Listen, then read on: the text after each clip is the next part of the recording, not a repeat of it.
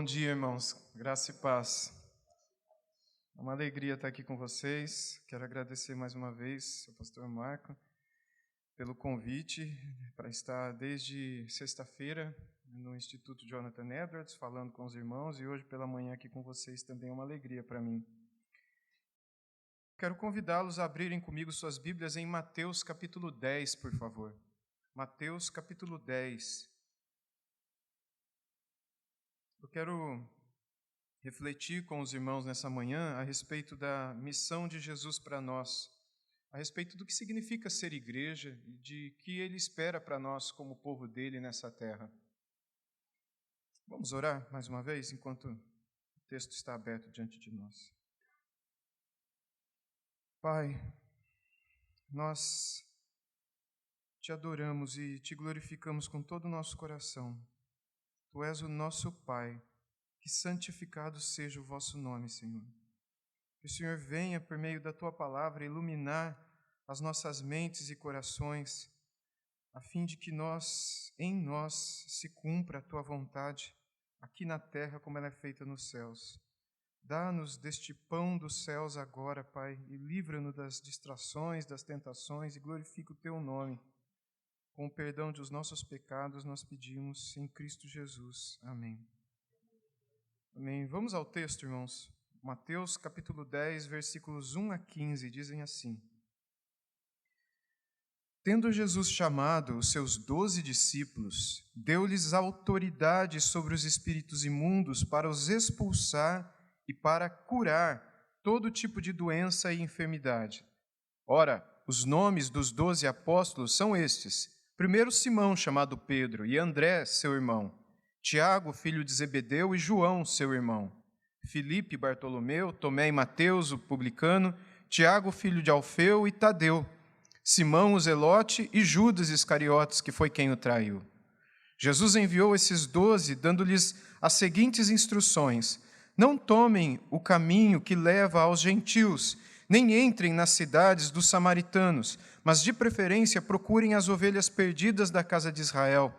Pelo caminho, preguem que está próximo o reino dos céus, curem enfermos, ressuscitem mortos, purifiquem leprosos, expulsem demônios. Vocês receberam de graça, portanto deem de graça. Não levem ouro, nem prata, nem cobre em seus cintos, nem sacola para o caminho, nem 2 túnicas, nem sandálias, nem bordão, porque o trabalhador é digno do seu alimento. E, em qualquer cidade ou aldeia em que vocês entrarem, perguntem quem nelas é digno e fiquem ali até saírem daquele lugar. Ao entrarem na casa, saúdem-na.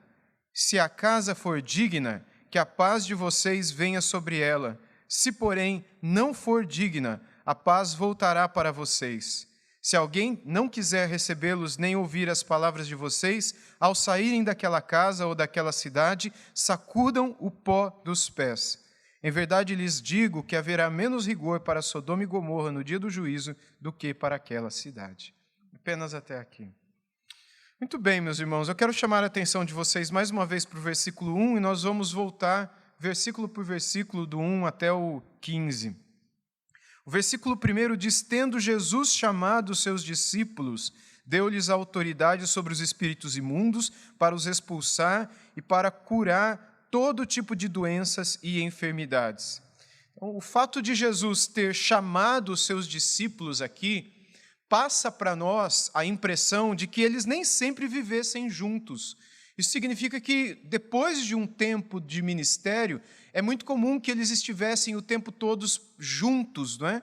Mas nesse comecinho do ministério, que é o que está acontecendo em Mateus capítulo 10, quando todos eles moravam na cidade de Cafarnaum, e Jesus tinha uma casa em Cafarnaum, conforme o Evangelho de Mateus nos diz, o próprio João, com seu irmão Tiago, tinham casa ali, Pedro e André também tinha casa ali, Mateus, que era um publicano de Cafarnaum, também tinha sua casa. Lembra que Jesus jantou na casa do publicano chamado Levi, a quem ele transformou o nome para Mateus? Então todos eles tinham casa em Cafarnaum, mas aqui Jesus nos passa a impressão de que ele chamou essas pessoas, e eles então se reuniram. Quando o texto diz que Jesus chamou os 12, passa para nós essa impressão de que ele os chamou como que em uma assembleia solene, ou para uma reunião muito séria, onde ele passaria informações muito importantes e especiais sobre um período em que eles viveriam longe de Jesus. Eles que até aquele momento estavam próximos, eles passariam um tempo distantes, e o próprio texto nos disse que Jesus os enviou e eles estariam um tempo distantes de Jesus.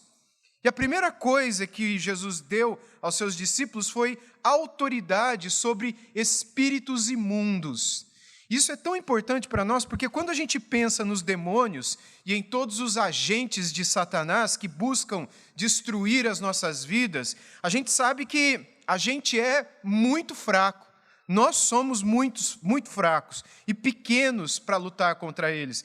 E não existe em nós mesmos autoridade para vencermos a ação de demônios ou mesmo para realizarmos curas e milagres extraordinários. Em nós mesmos, nós nada somos, nós nada podemos, nós nada fazemos. E é por isso que o texto diz que Jesus deu autoridade, o versículo 1 diz, sobre espíritos imundos, para os expulsar e fazer outras coisas mais.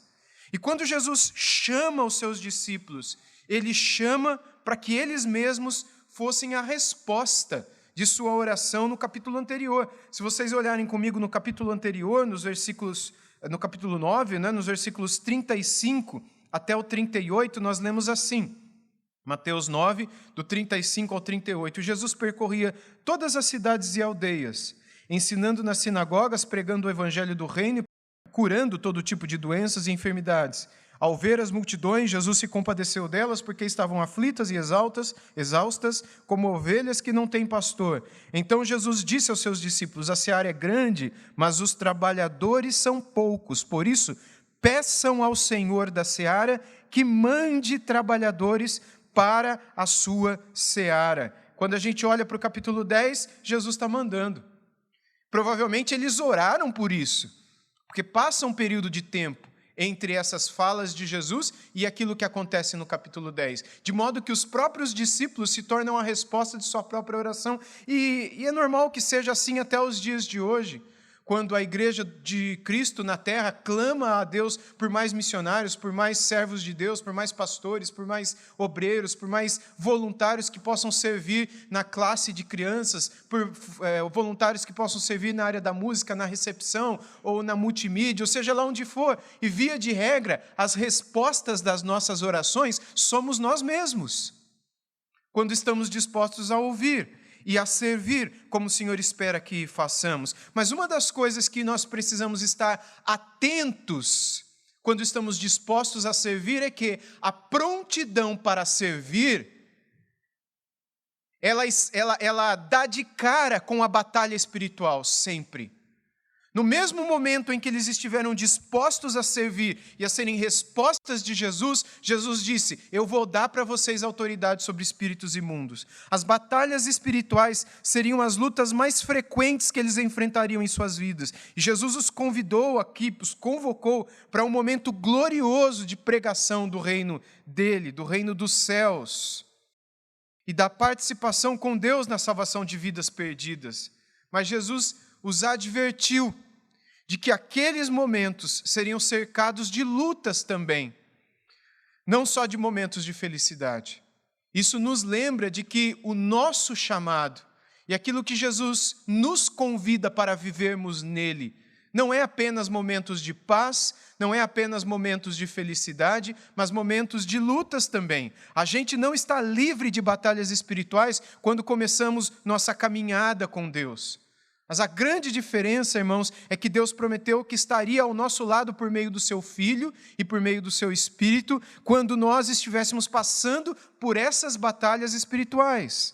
A autoridade sobre espíritos imundos aqui demonstra o poder de Deus na vida dos crentes que vivem essas batalhas espirituais. E não seria somente isso, não é? Ele diz: eu vou dar para vocês, no versículo 1, autoridade sobre enfermidades também, como uma forma de demonstração do poder de Cristo e da presença do Espírito na vida de vocês. Assim como Jesus curou muita gente como uma demonstração do poder e da presença do Espírito na vida dele, na comprovação também do seu ministério messiânico aqui na terra, assim também era necessário que o Espírito estivesse sobre a vida dos discípulos para que eles pudessem curar e comprovar que aqueles sobre quem eles pregavam, Jesus, que ele era o Messias, uma vez que eles pregavam em nome de Jesus. O próprio texto de Mateus também vai nos dizer que tudo que Cristo fazia, suas curas, seus milagres, era um sinal de Deus de que ele era o Messias prometido lá em Isaías 53. E isso aconteceu para que se cumprisse o que o profeta havia dito. E ali então ele curava e pregava e tudo mais. Nos versículos 2 até o 6 nós lemos assim: Ora, os nomes dos 12 apóstolos são estes: Simão primeiro, chamado Pedro, André, seu irmão, Tiago, filho de Zebedeu, e João, seu irmão, Filipe e Bartolomeu, Tomé e Mateus, o publicano, Tiago, filho de Alfeu e Tadeu, Simão, o zelote, Judas Iscariotes, que foi quem o traiu. Jesus enviou esses 12, dando-lhes as seguintes instruções: não tomem o caminho que leva aos gentios, nem entrem nas cidades dos samaritanos, mas de preferência procurem as ovelhas perdidas da casa de Israel. A primeira palavra que Jesus dá aqui para os seus discípulos é: procurem as ovelhas perdidas da casa de Israel. E estes são aqueles para quem o Messias foi prometido. Jesus foi prometido para os judeus. E ele queria que os seus discípulos fossem primeiro para os judeus. Essa foi a primeira coisa que foi pedida aos seus discípulos, não é? Eles deveriam ir somente às ovelhas perdidas da casa de Israel. Eles não deveriam pregar, naquele primeiro momento, para os gentios. Fato que passou a se dar a partir de Atos dos Apóstolos, com o ministério de Paulo, de Barnabé, de Pedro também, depois de um tempo. Também não deveriam entrar nas cidades samaritanas, mas deveriam dar atenção àquelas pessoas que realmente estavam perdidas e carentes de salvação dentro da nação de Israel. O versículo 7 diz que, pelo caminho, preguem que está próximo o reino dos céus. Ou seja, o evangelho ele deve ser o centro da nossa vida, o centro da nossa pregação. Porque essa missão que Jesus está dando para os seus discípulos, de certo modo, não é diferente da missão que ele dá para você e para mim também. Até porque, gente, muito do que Jesus falou que aconteceria aqui não aconteceu. De modo que essa passagem que a gente leu e que a gente está relendo agora, ela aponta para duas realidades. Para a realidade momentânea, para o fato que estava por acontecer imediatamente e para um fato futuro que estaria por acontecer com o povo de Deus que estaria por viver num tempo futuro. De modo que essa passagem não diz respeito só àqueles discípulos de lá, diz respeito a nós também. Nós também devemos ouvir essas passagens aqui. E devemos ouvir esses textos como dizendo a nós, quando ele diz pelo caminho, porque é assim que a gente vive, nós vivemos pelo caminho. Nós vivemos pelo caminho do trabalho, pelo caminho da escola, pelo caminho de casa, pelo caminho de uma série de coisas, não é? Nós devemos estar sempre dispostos a pregar que está próximo o reino dos céus. O evangelho deve ser o centro da nossa vida. E pregar que o reino dos céus está próximo, a sua plenitude, é o nosso chamado. Eles deveriam pregar que as pessoas precisavam se converter, precisavam voltar para o caminho de salvação. Eles deveriam pregar como Jesus pregou. E como é que Jesus pregou? Eles não deveriam e não poderiam também inventar o que pregar. Eu quero pregar sobre isto hoje. Não, eles deveriam pregar o que Cristo pregava. Eles não poderiam seguir o que estava no coração deles. Eles não poderiam seguir aquilo que eles sentiam vontade de pregar, mas somente o que Jesus prescreveu a eles que pregassem. Assim também nós, hoje, quando falamos de Deus para alguém, nós não podemos inventar algo novo, mas dizer aquilo que Cristo prometeu que seria a vida de alguém, quando este alguém tivesse um encontro com Cristo. Nós vivemos pelo caminho também, irmãos, como diz o texto. E na missão que Jesus nos dá, o tempo todo estamos no meio do caminho, no meio das provas, no meio das vitórias, sempre no meio. Porque o fim para cada um de nós é a glória. E o fim é o próprio reino dos céus entre nós. Nós, os discípulos, não é? Nós só podemos pregar a exata mensagem que o próprio Jesus pregou e que João Batista também pregou. Só o Evangelho tem o poder de mudar a vida de alguém. Foi isso que o tempo todo eles disseram e eram fiéis àquilo. No versículo 8, Jesus diz: curem enfermos, ressuscitem mortos, purifiquem leprosos, expulsem demônios. Vocês receberam de graça, portanto, deem de graça. Mais uma vez, Jesus fala aqui da autoridade que ele daria a eles durante a sua caminhada cristã. Jesus diz: vocês receberam. Vocês receberam. Jesus lhes deu uma graça que eles não possuíam. E isso se aplica a você e a mim também? Será que nós recebemos uma graça também, que nos capacita a sermos igreja no tempo em que vivemos também?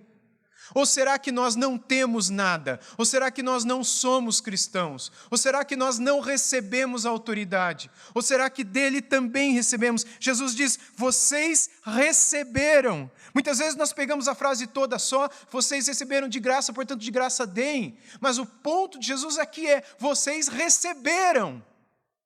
E é óbvio que veio de graça, porque Deus nada cobrou de vocês, porque vocês nada podiam dar a Ele. Vocês não têm como pagar nada a Ele. Aliás, o que nós temos para dar a Ele são os nossos pecados. E graças a Deus, Jesus pegou os nossos pecados e morreu crucificado com eles. O que nós temos é nada, são mãos vazias, mas nós recebemos. Jesus deu a eles e deu a nós uma graça que eles e nós não possuíamos. E essa graça envolvia tanto o cuidado espiritual, quanto o cuidado físico e material. No verso anterior, Jesus demonstra preocupações, não é? Ou preocupação em que eles pregassem sobre o reino dos céus. Preguem que está próximo o reino dos céus, ele disse no versículo 7. Agora, aqui no versículo 8, o foco de Jesus está nas coisas da terra. Se no 7 é coisas do céu, no 8 são coisas da terra. Na enfermidade, na morte, na lepra, que era uma forma do afastamento social. Ele fala da expulsão de demônios aqui, que sempre envolvia a perturbação que alguém pudesse sofrer física e socialmente. E Jesus os lembra que, da mesma forma como eles haviam recebido de graça, que de graça eles deveriam oferecer auxílio aos que sofressem. Servir e ajudar deveria ser o foco deles também, e não somente pregar o reino dos céus. Entenda que para você e para mim também deve ser assim. Servir e ajudar deve ser o foco da sua vida e não somente estar disposto a pregar. Como alguns comentaristas falam aqui, colocam, o envio dos discípulos autênticos sempre envolve duas mãos, não é? Uma mão é a mão da palavra e outra é a mão do amor. A mão do pão da vida e a mão do pão nosso de cada dia. A gente sempre vai com as duas mãos dispostas a oferecer aquilo que as pessoas carentes que estão nos ouvindo precisam. Nos versos 9 e 10, Jesus continua dizendo: não levem ouro, nem prata, nem cobre em seus cintos, nem sacola para o caminho, nem duas túnicas, nem sandálias, nem bordão, porque o trabalhador é digno do seu alimento. Jesus, aqui os discípulos de Jesus, não é? Eles devem crer na providência. Todos aqueles que fazem parte da sua igreja devem crer que o Senhor provê. Você e eu devemos crer na providência de Deus. Nosso Deus é um Deus que não esquece de você e de mim. E Ele continua a derramar. O que é providência? Providência, né? A palavra de Deus nos deixa claro o cuidado de Deus enquanto nós peregrinamos neste mundo, enquanto nós estamos no caminho vivendo para a sua glória. Ele cuida de nós o tempo todo. Ele provê, Ele abre as janelas dos céus e derrama sobre nós bênçãos, esperadas e inesperadas. Ele derrama, tudo vem dEle, tudo vem dos céus, tudo vem dEle, sem que você e eu peçamos e sem que você e eu esperamos. No Salmo 145, versículos 15 e 16, se você quiser abrir comigo para ler, Salmo 145, abra lá comigo, por favor. A palavra de Deus nos diz assim: em ti esperam os olhos de todos, e tu, a seu tempo, lhes dás o alimento. Abres a mão e satisfazes os desejos de todos os viventes. Olha que maravilhoso isso. Se o trabalhador é digno do seu sustento, como Jesus disse lá em Mateus, os discípulos, você e eu, quando saíssem para pregar, quando saíssem para viver, quando saíssem para ser cristãos em meio àqueles que não são, deveriam crer e esperar que o Senhor lhes sustentaria em tudo o que eles precisassem. Eles deveriam esperar com seus olhos em Deus, que Ele, a seu tempo, lhes daria o alimento, como esse salmo aqui nos diz. Ele, Deus, a seu tempo, abriria a mão e satisfaria de bênçãos os seus trabalhadores, os seus servos, os caminhantes da sua jornada, do seu reino. Agora vá comigo, por favor, lá para 1 Timóteo, lá para o finalzinho. 1 Timóteo, capítulo 6, versículo 17. Uma exortação aqui para nós. Exorte os ricos deste mundo a que não sejam orgulhosos, nem depositem a sua esperança na instabilidade da riqueza, mas em Deus, que tudo nos proporciona ricamente para o nosso prazer. A nossa confiança, a nossa esperança deve estar em Deus, que tudo nos proporciona segundo a sua graça e para a sua glória. É o que ele nos ensina aqui. Então este é mais um texto que nos recorda a divina providência, que nos lembra, não é, o divino cuidado de Deus sobre todos em meio ao seu povo. Todos os cristãos são trabalhadores em um certo sentido. Toda a igreja vive dessa forma e precisa compreender que Deus espera que ela viva assim.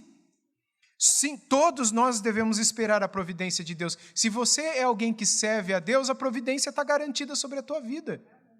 Se você é alguém que o ama, se você é alguém que está no caminho, se você é alguém que está peregrinando, a providência está garantida. Não porque você mereça e não porque você esteja barganhando com Ele. Bom, eu estou no caminho, eu estou servindo, então Ele que me dê. Não!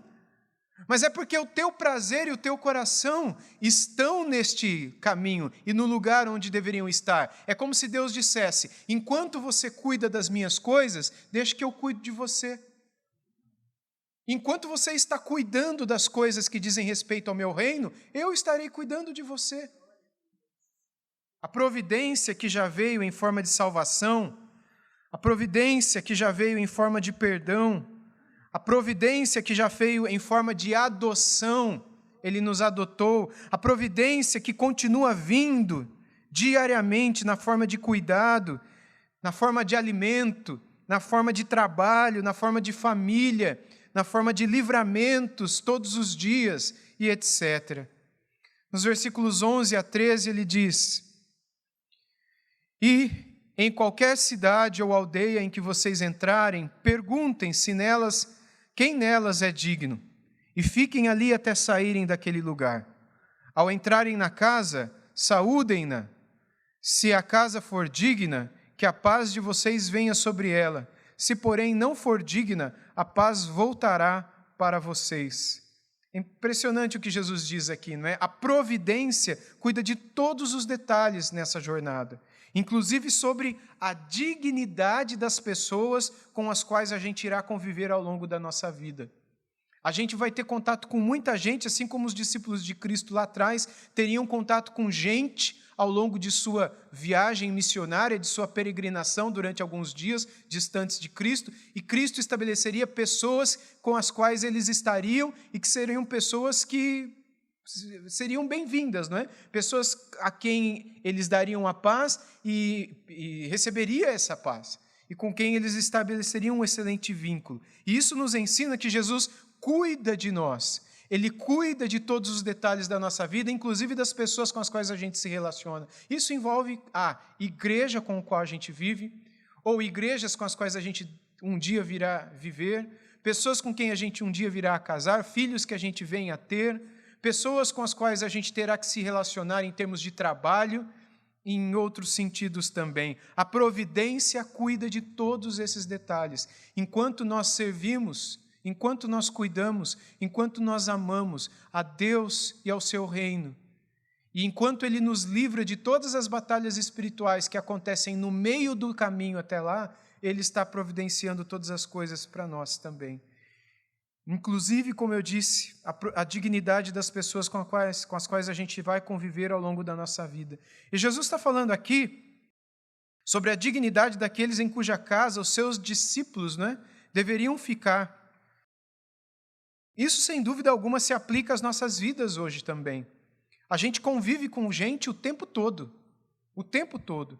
A gente cumprimenta pessoas. Nós cumprimentamos famílias. E a gente deve desejar que as bênçãos de Cristo, que a paz de Cristo, venham sobre a vida daquelas pessoas, sobre a vida daquelas famílias. O nosso coração deve desejar o melhor de Deus um para o outro. De alguma forma que a gente não enxerga a gente. Há uma autoridade em nós para abençoarmos com a paz de Cristo aquela casa e aquela vida. E é por isso que quando a pessoa ou a casa for indigna da paz de Cristo, essa paz volta para nós, e é o que Jesus diz aqui. Você entende isso? Eu entendo mais ou menos isso daqui, para ser bem sincero com vocês. Porque Jesus diz, deem a paz. Se a pessoa for indigna, a paz volta. Então não é simplesmente dizer a paz, e a coisa espalhou pelo ar e ficou. Existe alguma coisa, uma graça espiritual, que existe em sua vida, que é a paz de Deus que está em você, que de alguma maneira abençoará aquela pessoa, quando ela, de alguma maneira, receber essa paz de você. E ela conviver com você e estiver com você. Agora, se ela for indigna, se ela for alguém que não ame a Cristo, se ela for alguém que não caminhe com Cristo, se ela for alguém que não tenha Cristo no coração e tenha mais prazer nas coisas desta terra, deste mundo, do que nas coisas do Senhor, essa paz não permanecerá nela. O príncipe da paz não permanecerá na vida dela. E essa paz voltará para você. E aí, nos versos 14 a 15, ele diz o seguinte: se alguém não quiser recebê-los, nem ouvir as palavras de vocês, ao saírem daquela casa ou daquela cidade, sacudam o pó dos pés. Em verdade, lhes digo que haverá menos rigor para Sodoma e Gomorra no dia do juízo do que para aquela cidade. Então, esses versos aqui nos mostram que há uma grande possibilidade, de nós sermos rejeitados. Por mais boas intenções que nós tenhamos em abençoar a vida de alguém, seja dentro da igreja, seja fora da igreja, seja no meio dos nossos parentes aí fora, seja onde for, por mais boas intenções que nós tenhamos, é possível que as pessoas não recebam aquilo que nós queiramos oferecer a elas. Se Jesus mesmo viveu isso, Ele foi rejeitado. Ele, que foi a pessoa mais bem intencionada da história humana, e mesmo assim ele foi rejeitado, imagine nós, o quanto não seremos, Nós que, por mais que nos esforcemos, nunca seremos como Ele. Jamais. Quando Jesus fala aqui sobre o pó das sandálias, isso era uma prática comum na Judéia daquela época. Mesmo antes de Jesus falar sobre isso daqui. Os judeus, eles sacudiam o pó das sandálias sempre que eles voltavam de algum país estrangeiro. Quando eles voltavam da Assíria, quando eles voltavam de Tiro, de Sidom, ou quando eles, por alguma razão, voltavam da Samaria mesmo, e tivessem que entrar ali. Quando eles chegavam na fronteira, era uma prática comum entre os judeus tirar as sandálias e sacudir o pó, como um símbolo de que eles não queriam ter nada daquela nação dentro da sua própria nação, que eles não queriam ter nenhuma comunhão com aquilo que vinha de terras gentias e descrentes na mente deles. Então eu não quero ter nada que não seja do meu próprio povo, do meu próprio Deus dentro das minhas fronteiras aqui. E o que isso significa para a gente, Isso Jesus aqui diz, e na mentalidade dos judeus isso está muito claro para eles tinham por certo aquilo que Jesus está afirmando aqui. Jesus disse, e os discípulos entenderam, que quando eles voltassem, os discípulos, da vida e do contato com os ímpios, voltassem do contato com as pessoas pecadoras, que nada do pecado delas permanecesse na vida deles.